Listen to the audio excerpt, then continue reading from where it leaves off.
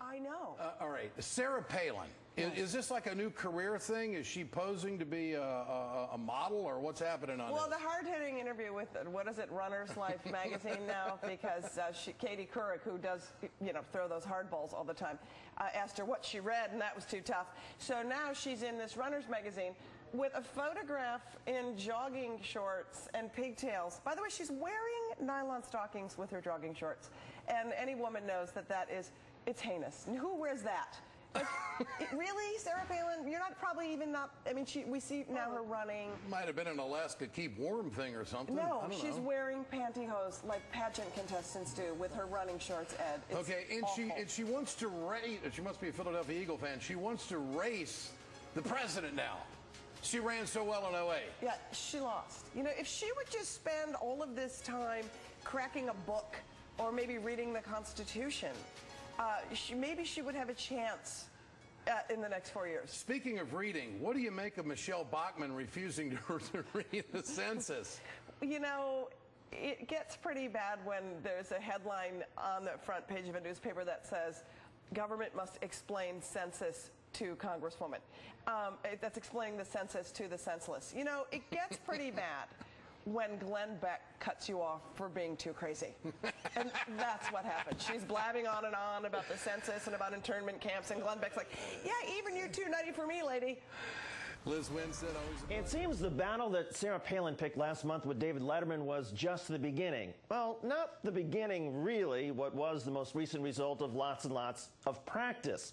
Our fourth story in the countdown: before the Alaska governor was feigning outrage with late-night talk show hosts, she was fighting with members of John McCain's senior staff, and perhaps more metaphysically, there is her war on the truth. CBS News has gotten its hands on a batch of emails that were written 3 weeks before the election. They show just how frustrated Senator McCain's staff had become with the Republican nominee's choice for running mate, and she with them. Governor Palin had become upset about a report that raised questions about her husband's membership in the Alaska Independence Party, a group whose platform calls for secession from front of that ridiculous issue that's cropped up all day today. 2 reporters, a protester sign, and many shout-outs, all claiming Todd's involvement in an anti-American political party. It's bull, and I don't want to have to keep reacting to it. Please have statement given on this so it's put to bed. Schmidt's reply to all was sent only 5 minutes later. Quote, "Ignore it. He was a member of the AIP. My understanding is yes, that is part of their platform. Do not engage the protesters. If a reporter asks, say it is ridiculous. Todd loves America." That advice was apparently not good enough for Governor Palin. She not only replied, but carbon copied 5 more people on a response. That's not part of their platform, and he was only a member because independent Alaskans too often check that Alaska Independent box in voter registrations, thinking it just means nonpartisan. He caught his error when changing our address and checked the right box. I still want it fixed. Facts that have been altered at will, and a governor who takes a minor event, overreacts, and turns it into something more menacing. Sound familiar? Schmidt's next reply would be the final word on the subject. Secession, he wrote, it is their entire reason for existence. A cursory examination of the website shows that the party exists for the purpose of seceding from the Union. That is the stated goal on the front page of the website. Our records indicate that Todd was a member for 7 years. If this is incorrect, then we need to understand the discrepancy. The statement you are suggesting be released would be inaccurate. The inaccuracy would bring greater media attention to this matter and be a distraction. According to your staff, there have been no media inquiries into this, and you received no questions about it during your interviews. If you are asked about it, you should smile and say many Alaskans who love their country join the party because it speaks to a tradition of political independence. Todd loves his country. We will not put out a statement and inflame this and create a situation where John has to address. Good evening, David. Richard, Steve Schmidt took Governor Palin to school in that final email. With the release of these emails, can Governor Palin ever claim not to know the truth about AIP and Todd Palin again? Well, first of all, these are extraordinary emails. Just set aside the substance of it for a minute.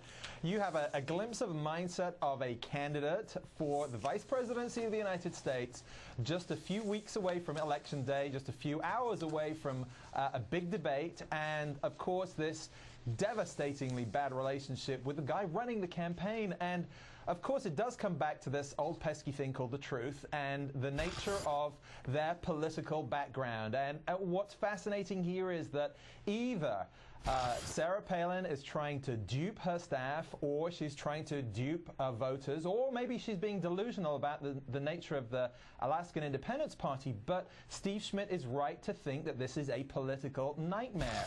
And that is going to be the case moving forward. If Palin runs again, as we all frankly expect her to do, she's still going to face these questions, and she better get a story. We continue to follow the breaking news, the reaction to Governor Sarah Palin's shocker in Alaska today. She announced today that not only is she not going to run for a second term, but she is going to leave the governor's office in 3 weeks after only 2.5 years into her first term. Reaction has been pouring in, including from a very close confidant and friend of John McCain. Of course, Senator McCain, who picked Sarah Palin to be his running mate a year ago. John Weaver, a longtime strategist and confidant of John McCain, he had this to say when asked about Governor Sarah Palin. He told the Washington Post, "We've seen a lot of nutty behavior from governors and Republican leaders in the last 3 months, but this one is at the top of that." And that's a pretty significant statement to say in a week when Mark Sanford, the governor of South Carolina, said this week that he can die knowing that he's met his soulmate, and is referring to his mistress, not his wife. And so for any Republican to say that Sarah Palin is even nuttier than Mark Sanford, that tells you something. In any case, we were reporting just a short time ago with the help of Politico that Governor Sarah Palin's motivation is apparently because she's tired of the beating that she's been getting from lawmakers in Alaska. Joining us now on the phone is Shannon Moore. She's a progressive radio talk show host in Anchorage, Alaska. She's also a Huffington Post contributor. Shannon, why don't you put this in some perspective? What was it that the lawmakers in Alaska have been hounding Sarah Palin over? And the ethics investigations, were they completely out of left field, or did Sarah Palin contribute to essentially inviting those ethics investigations? Oh, it's nice to talk to you again, David. There's a lot of questions there. I think it's very interesting that Politico is reporting that she's been taking a beating from lawmakers here in Alaska. That simply isn't true. They're out of session right now.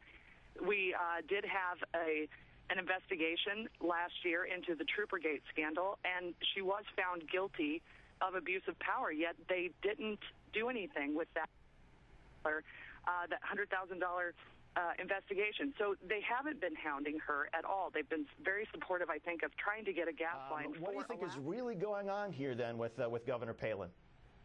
I think that there have been rumors here, and certainly I've been covering the governor on the radio and in became governor, and I think that the truth be told, there have been so many things that were Teflon for her, whether it was her daughter's pregnancy or all these sort of other issues that were coming up. And I think she's been really Teflon on the personal sort of dramas and tabloid things that have played out.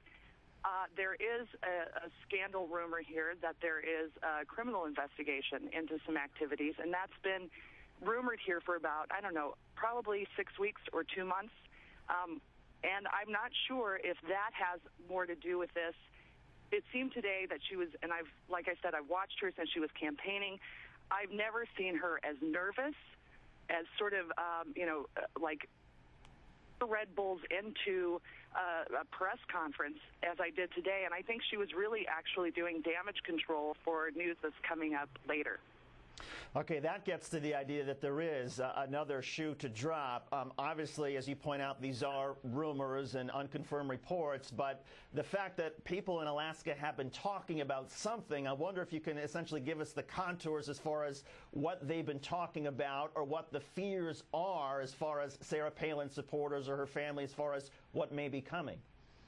Well, I think that, if there are, with the rumors that are going around that there are investigations right now into alleged criminal or, unsavory behavior on a criminal level, then I think that those things need to take time, and that's definitely a lesson that Alaskans have learned, having so many indictments of our politicians. Everybody jumps the gun, and then pretty soon they're let out of jail. And that's, we've seen that. So I think that if it's true, if the rumors are true, then they need to play out in that time. But I cannot imagine that anything else would have Sarah Palin backing out of her governorship when Governor Bush and Governor Clinton both ran for office. They both turned their states over to their lieutenant governor. Sarah Palin never did that when she was running from VP. She actually was governing at 140 characters or less from her BlackBerry. So in watching this all play out, I actually think that the rumors seem like there could be something to it. And like I said, we'll just have to wait. But I can't imagine anything personal that would make her step down as governor of Alaska. Intriguing and terrific reporting from Shannon Moore. And Shannon, we appreciate your sort of being careful and cautious in how we address this. But nonetheless, with the strange remarks that Palin made today, there's definitely this sort of chatter that there must be another shoe that's going to drop, or at least there's some speculation that maybe there is one that's going to drop. So we appreciate you addressing that. Shannon Moore, Progressive Radio talk show host in Alaska.